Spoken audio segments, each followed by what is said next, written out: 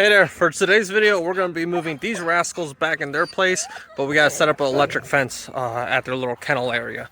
I have about half an acre just for them, but they've been recently trying to get out. You know, they've just been bored in there. And one of the fences, I got to set up an electric fence, so that's what I'm doing today, because I need that place for some piglets. I just had some born this morning, and you know, I need a separate place for the sow. That way the other pigs doesn't mess with the piglets, and she's not worried about food and accidentally crushing them. So it's best to separate them from the rest of the herd. So let's get started. So here's my dogs area. As you see, they have a nice jacuzzi little hut, though it's broken down. A lot of space, but the problem is this area right here. I got to set up electric fence, which I'm doing in the process. Just finished mowing it, clearing out this old stuff. This is what I had before, metal wire, and they don't really see that well. That it doesn't really conduct well, and it's not a good training method for them. What's a lot better is that white stuff, you know, that white line stuff that I typically use for the animals and the pigs. This stuff, they're able to see it way better, much more visible. And when, you know, because that they see this white line, they're curious. They try to, you know, sniff at it, see what it is, and they get on the nose, and you know, they leave that this area alone. So I'm working on to get these damn rascals back in their place. So I'm start cutting the pipe for the electric fencing. All I use is a simple PVC pipe. I drilled 2 holes through on each end. One end I tie to the rebar, and the other end I have the electric wiring hanging through. This has been the best system that I've found so far. Very easy to adjust, very reliable, very quick, and you know, just so best way I've found so far. Some people suggested trying just use a pipe like this. First problem is it's, you know, a huge waste of material. Second problem is the pipe eventually slides down through the sand and, you know, digs itself into the ground. And third biggest problem with doing it like this is rain. Water and stuff will condensate on the actual pipe itself, and it'll coat this whole thing all the way to the bottom, and pretty much the electric fencing will be arcing through that water and into the ground. Obviously that's an issue that actually damages the electric fencing itself wire. I noticed very quickly within a couple of months so much arcing involves that the electric wire, the poly wire, just damages. So definitely not a good idea. This has been the best system I've developed so far.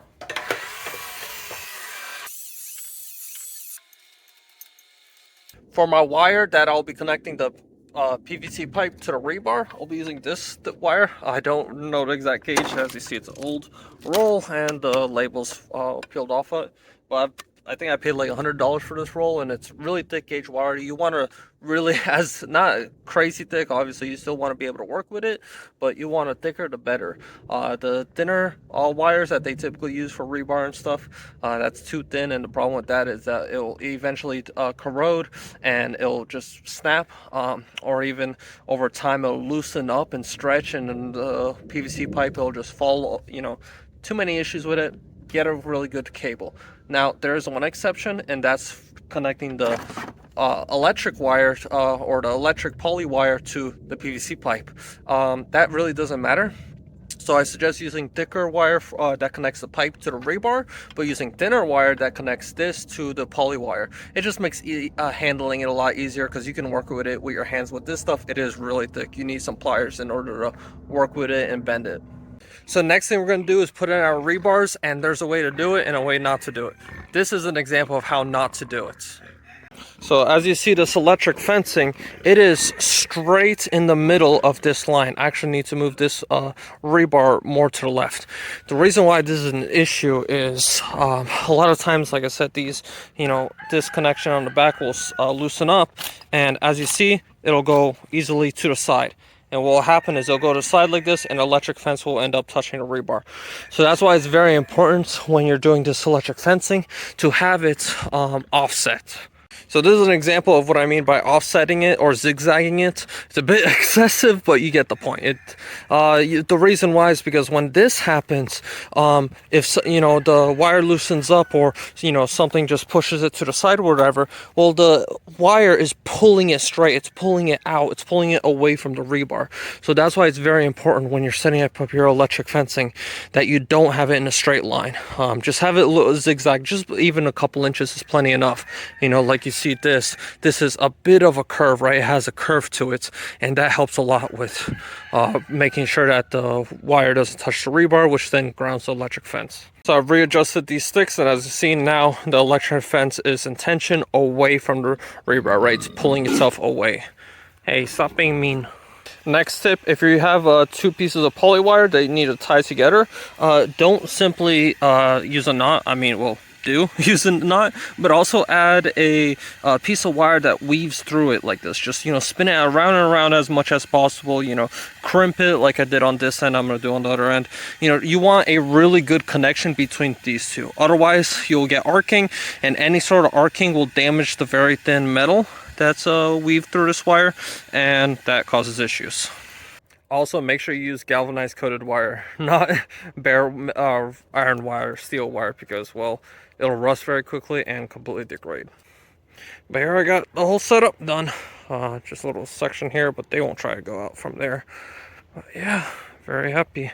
And as you see, I made sure to zigzag it. Zigzag, zigzag, zigzag. So that there's no way that this will end up, you know, pushing into the rebar and grounding it out. So all the way here. And also another thing with the gates, there's two things you could do. Firstly is simply go overhead like this. The third thing you could do is run it underneath. So I don't have any over here, but on my main driveway, what I have is simply a piece of pipe that like a U shape that goes like this, a U shape underground, and on the top I just heat it and bent it down. So, well, first I ran the wire through, but then afterwards I heat and bent the wire through so that water doesn't get in.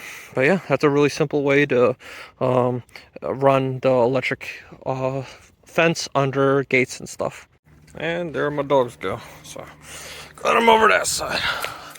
I got this electric fence turned off while I moved them. Aren't you guys happy there? Aren't you guys happy where you were, where you're supposed to be? Stay there. Stop getting out. For places where you most of the time have it closed, but occasionally you open it, you know, to move a pig or whatever, I use this system. So pretty much I have one end as a loop, again, remember to wind it around the electric wire multiple times. The other end, again, wind it multiple times, but just leave it as a hook. That way you just can open it up. You know, obviously the electric fence is turned off right now, and open this up. So super easy, super quick and easy. Just found the mama. You can see one of the piglets, or many of the piglets sucking on her. Here's my second mom that's gonna have her piglets soon. So what I'm gonna do is grab a little tote. I'm gonna quickly feed them, come here with a net, and catch them in the tote, and then bring them to that fenced-in area, and then she'll hear the babies crying, and she'll go into there. I got my box. I'm gonna feed the pigs. She's gonna come over. I'm gonna quickly run over there, grab them in the box, and bring them over there. I got the piglets in the box, only 4. One was crushed already, so I'm gonna try and make them make noise and bring her over. This baby is just in survival mode, or hiding mode. Come on! His mama's right there, or her mama. Yeah, it's her mama. She's a good girl. She's so pretty. Come on, mama! Make noise! God damn it! This is not working as I expected. Typically, after a couple days, they start making noise. But after our first 1-2 days, they're very calm like this. Come on, that's the mom right there. Right there. Make noise, please. You're so cute. Oh, I love you so much. So she thinks he's there. She's calling out. That's the only reason why he's making noise now. Otherwise, he's taught to not make noise. Alrighty, so this is her area. She's right now eating some food. Piglets are hiding next to her. Got the whole area fenced off for her. But what I also did was set up a little hut area for the piglets. I have a heat lamp in there right now. It's going to be cold next couple nights or next few weeks. So yeah, hopefully the piglets will go in there, and that is another safety barrier on preventing crushing. So one of the major causes of crushings is that the piglets stay near the sow for warmth, right? You know, because their mom's very warm.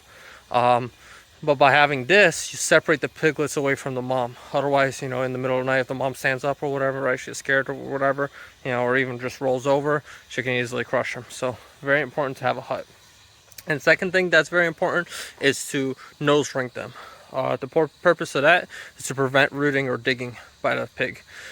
Otherwise, what will happen is sometimes they'll dig too deep and too shallow of an angle walls, and when the mom goes into the hole to milk, piglets will go into it and they can't get out. And again, the mom stands up, she rolls over, whatever, and the piglets get crushed. So, two very important things, or three very important things: separate the sow from the rest of the herd, keep a heating hut so that the piglets go in there, and as much as possible stays away from the mom. And thirdly is the ring nose, so that the sow doesn't dig too deep holes. So you want it as flat as possible, pretty much, and nothing, no roots or stuff on the ground. Obviously, these, I mean, they're a bit of an issue, but it's fine. They won't get stuck on it, because a lot of times, again, when you have roots and stuff on the ground, the piglets, you want it as easy as possible for the piglet to be able to run. As you see, they're very weak, they're very fragile. They want to, you want to make it easy for them to get away from the mom's way if possible. So anyways, hope you learned something. Hope this helped you on your farm. Really sucks that she had only 5 piglets. The primary cause of that is I didn't feed them enough. I've created a new fenced area a few months back, and that helped them a ton with food, foraging and stuff. But they very quickly ate all that, and clearly now, as you saw, we're in their area. It's again mostly dirt. So next thing I do is there's a couple pigs I gotta still ring. They're not ringed yet. That's the reason why a lot of that soil is being tilled up.